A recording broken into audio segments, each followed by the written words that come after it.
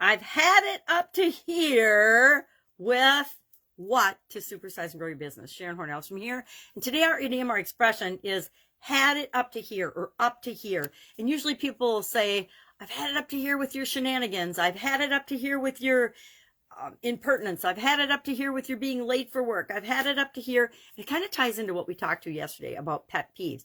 Usually we reach a point where we're so frustrated and so upset and with either someone or something that we've reached our limit, the limit of our patience, and we just can't take it anymore.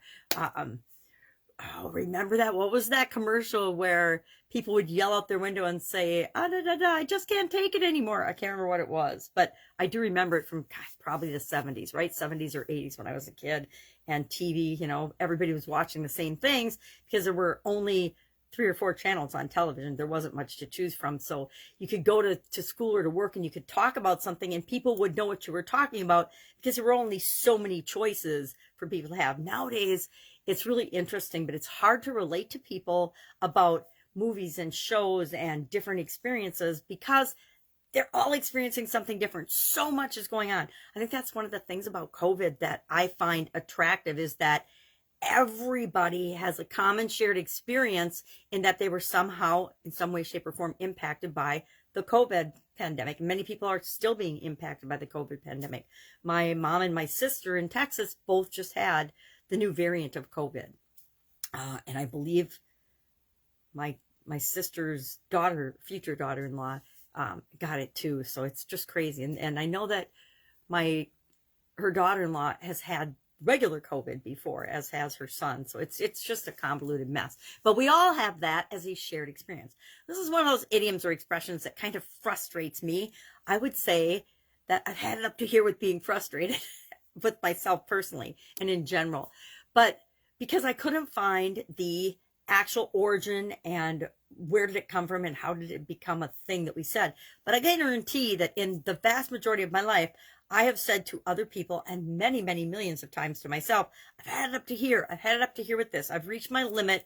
I'm sick and tired of this and I can't take it anymore. I'm not going to put up with it anymore. And so that causes us to make a different choice, make a change, right? And that's part of what I've used since the beginning of the pandemic to create a challenge, a free 30-day challenge called the Get Up and Go Challenge, which I'm rolling into this year's annual challenge. So instead of doing the Get Up and Go Challenge every other month or so and sharing what I call the SOAP framework to get what you want and to solve problems and to handle change and challenges automatically, we're doing it every month as part of the annual challenge. It's free. It's on the Supersize. It's not Supersize. It's on the it's on my Sharon Horne-Ellstrom page. I almost said the wrong thing. But if you want information about that, hit me up and ask, and I'll just tell you how to find it. Because I pop in every day, first thing every morning, and we talk about one thing we can do every day to improve us, to improve our life. And part of that is having frameworks and tools that we can use at the drop of a hat. We install them in our subconscious so they become automatic, and our life just works out more easily. So what is something that you've had it up to here with as you're supersizing and growing your business? If you're a solopreneur, I remember back, wasn't a solopreneur, but was running an Italian food business, actually for 35 years, a manufacturing business. And I spent so much of my life feeling frustrated. And I was frustrated because my definition of frustration was something wasn't, and I didn't realize that till I looked into it, but something wasn't how I thought it should be right now. Now, talk about an open-ended definition to frustration, right?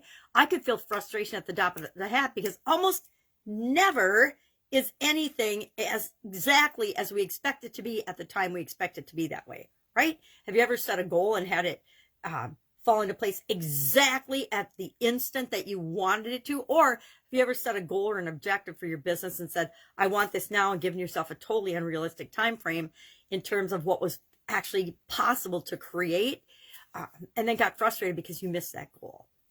I used to spend so much time frustrated in that particular business because I always expected things to be different. I probably did that in my corporate career too, but I didn't even notice. It was just my sense of urgency and trying to light a fire under people to get them to do stuff, right? So I'd had it up to here with feeling frustrated. And that's when I looked into what was causing me to feel frustrated all the time. And I changed my definition of frustration.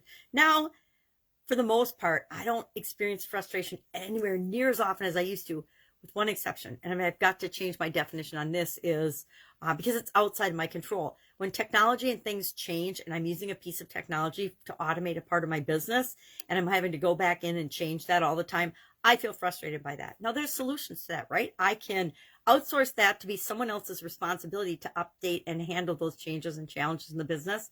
Or I can just choose not to get frustrated and realize that algorithms change, especially on different social media platforms, on different software tools, on different software as a service things that we're using. They're going to be changing and improving all the time. And if I keep in my mind that's an improvement, I won't get frustrated or dissatisfied or upset or feel up to here on that. Guarantee I have told my kids, I've had it with the way you're acting, da-da-da. I've had it with having to nag you about your room. I've had it up to here. And I definitely use the hand signals too. And usually it's I'm underwater. So share in the comments below one thing in your business that you've had it up to here and you're just enough. You're done with it. And maybe we'll talk about the process that you can use. That's a simple 4-step process to eliminate that. If I get a couple of people to share those with me, I will run through how do you get rid of those things? How do you once and for all change those things? How do you change your definition of frustration? How do you change a problem or a situation or just a pet peeve or something you've just had it up to here in?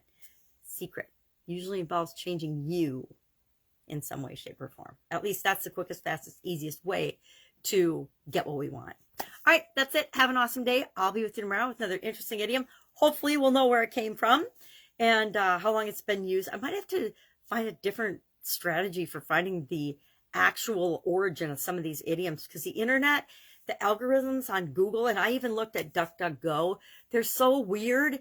It would take me hours and hours and hours to dig through all the nonsense that they feed you up first to get to the actual origin of some of these things. So sometimes I spend a few minutes on it and I'm like, okay, good enough. Don't know where it came from. But it doesn't mean it isn't a valuable one that we can use. I got to tell you what, when I would say, kids, I've had it up to here with this, they would pay attention and listen. So use it sparingly, but it is a good one. Have an awesome day. I'll be with you tomorrow. Bye.